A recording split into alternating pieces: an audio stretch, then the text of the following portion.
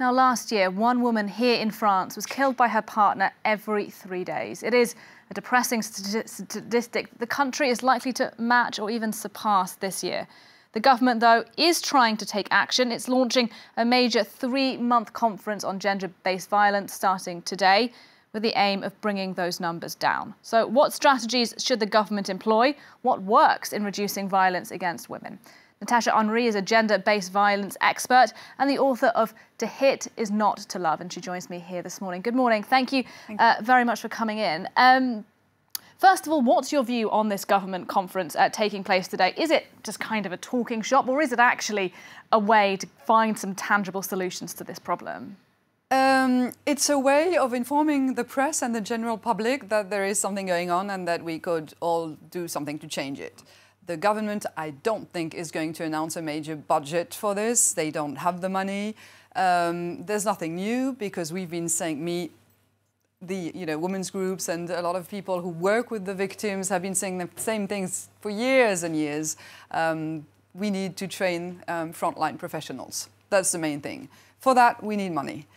I'm not sure this is going to happen right now with that conference, but at least the 101 women who were killed by their partner or ex-partner this year since the 1st of January, they have a name, because the feminist groups are demonstrating with the names. And I know you've shown this on France 24. It's very important that, because the figures, as you said, are just the same as every year. It's 100 women. We're in September. It's one every 2.5 days. That's exactly as usual. It's been this. So nothing more dramatic this year than any other year. But this time they have an identity. They have a name, because the feminist groups are saying enough of this. And I think this is a very good and sad, but good opportunity to convince the general public that everybody can do something.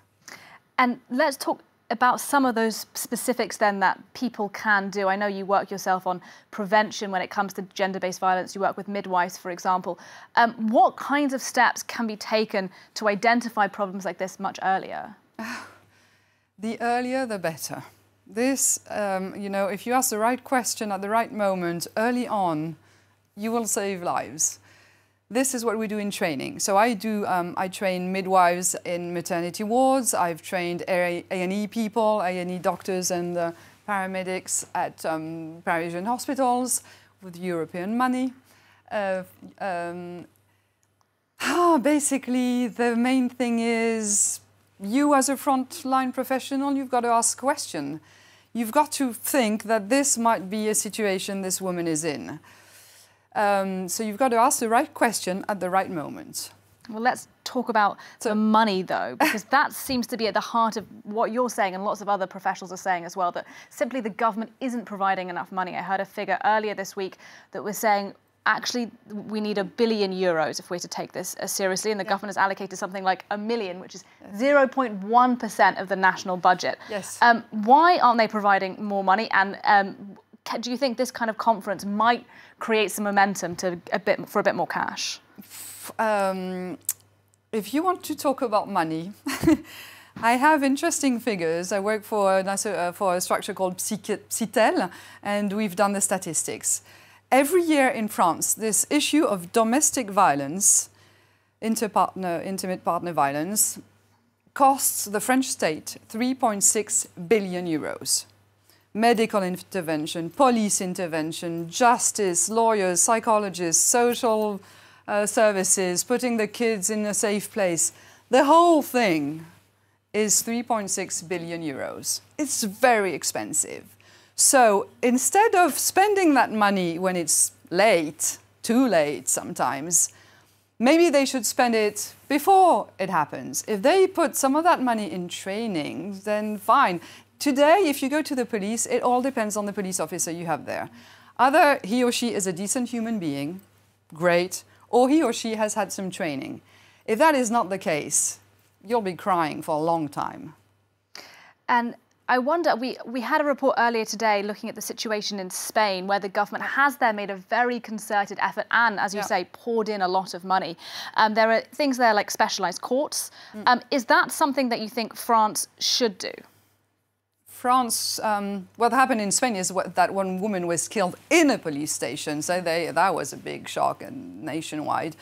We've been using the Spanish example for years. I wrote that book, Frapper n'est pas aimé, in 2010. It was already, there, the Spanish example. So the French should tackle toxic masculinity. Big message towards those guys. Is that the father you want to be? Is that the husband you want to be? Can you really not live without that woman? Is that your identity, harassing her day and night? That would be a good thing, to tackle masculinity, and then train professionals. And then, yes, have specific law, have a better articulation between social services, justice, police, all this. We've got to think of the fact that violent partner is not a good father. That's it. Because it's not Madame, Monsieur having an argument. It's drama. Children screaming. Children are scared. It's not like he's beating up his wife and then turns around and plays with the kids. These guys are horrible. Yeah. So let's talk about that phrase that you used then, toxic masculinity. Yeah. We hear that quite a lot at the moment. How would you define that, and how can we combat it? Because it's not just about money and laws, is it? This is about a bigger societal question. It would be worth having a campaign against toxic masculinity. What man are you going to be? I mean, is your self-esteem so miserable that it depends on breaking somebody else's self-esteem? Is that, I mean, there's a lot of messages there on allowing these men to control their girlfriends or ex-partners or whatever. There's a lot of situations where they feel entitled to do that. They think they had the right to do that. And this is a very strong message that has to come across. That's the end of this. You are not allowed to do this. And I think something that's interesting at the heart of that is that I think some of the solutions that are often talked about, hotlines, safe spaces for women, it's putting the pressure on women themselves, isn't it, to get away rather than changing male behaviour.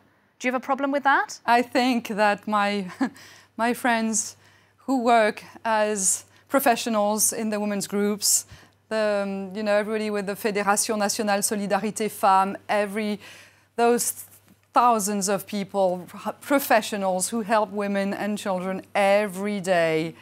Without them, the situation would be much worse. So, fortunately, people are dealing with victims, because now I hear of, victims, we've got to deal with the perpetrators. Yes, sure, but the victims are in danger, so let's take care of the victims. But yeah, these guys are like the dark side of the whole story, and not enough has been done to, put them in the right frame of mind, I guess. And I wonder, does that conversation, should it start much earlier in schools, for example? Yes, absolutely.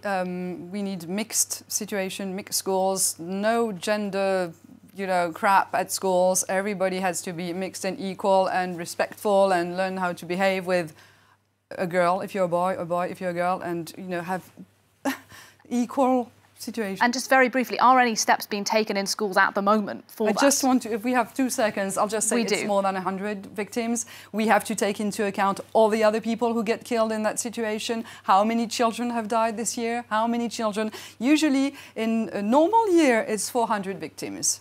Boyfriends, the father who comes and helps. 2 police officers were killed 2 years ago when they came because the guy was shooting. It's much more than 100 victims. It's whole families. All right, Natacha Henry, thank you very much for sharing your expertise and your time with us today on the programme. And just a reminder for you that domestic abuse hotline, if you are here in France, is 3919.